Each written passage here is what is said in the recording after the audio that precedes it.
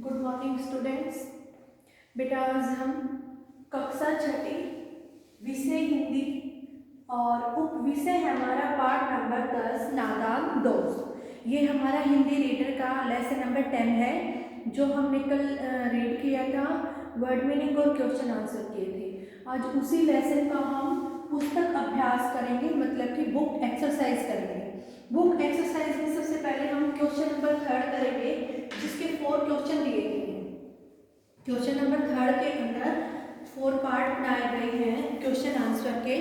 तो हमारा जो फर्स्ट क्वेश्चन है वो है केशव और श्यामा ने अंडों के बारे में क्या क्या अनुमान लगाए। जब उन्होंने अंडे देखे तो उनके मन के अंदर क्या क्या सवाल उठ रहे थे।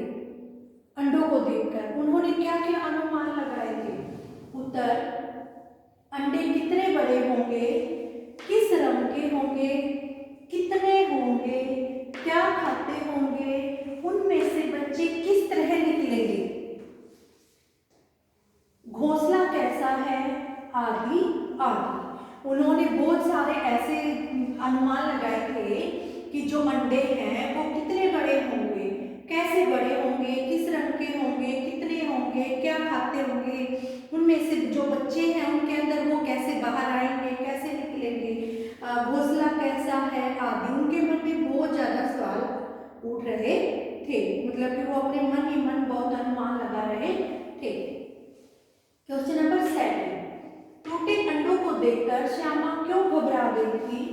उत्तर, टूटे अंडों को देखकर श्यामा इसलिए घबरा गई थी क्योंकि उसे लगा कि अंडे टूटने से बच्चे उड़ गए होंगे। टूटे अंडों को देखकर श्यामा इसलिए घबरा गई थी क्योंकि उसे लगा था कि अंडे टूटने से बच्चे जो हैं वो उड़ गए होंगे। क्वेश्चन नंबर 3, माँ दोनों बच्चों पर गुस्सा क्यों हो रही थी।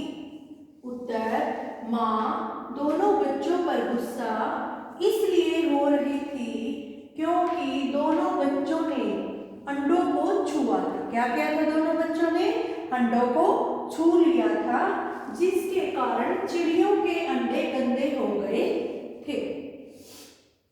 एक बार और रिवाइज करवाती हूँ। माँ दोनों बच्चों पर गुस्सा इसलिए हो रही थी क्योंकि दोनों बच्चों ने अंडों को छुआ था, जिसके कारण चिड़ियों के अंडे गंदे हो गए थे। अब है हमारा क्वेश्चन नंबर 4, माँ ने बच्चों को अंडे टूटने का क्या कारण बताया। उत्तर, माँ ने बताया कि उनके अंडों को छूने के कारण अंडे गंदे हो गए और चिड़िया गंदे अंडों को नहीं सेती है। माँ ने बताया कि उनके अंडों को छूने के कारण अंडे गंदे हो गए और जो चिड़िया है वो गंदे अंडों को नहीं सेती है। तो बेटा ये है हमारा क्वेश्चन नंबर 3। अब जो हमारे बुक एक्सरसाइज के और क्वेश्चन रहते हैं अब हम उनको कंप्लीट करेंगे। तो बेटा अब है हमारा क्वेश्चन नंबर 4, सही उत्तर के सामने सही का निशान लगाइए। फर्स्ट, अंडे कहाँ पर थे, छत पर, दरवाजे पर, पेड़ पर, कार्निस पर। कहाँ पर थे अंडे, कार्निस पर। कुल कितने अंडे थे, 2, 4, 3, 5। कितने थे, 3। श्यामा ने केशव की शिकायत किससे की,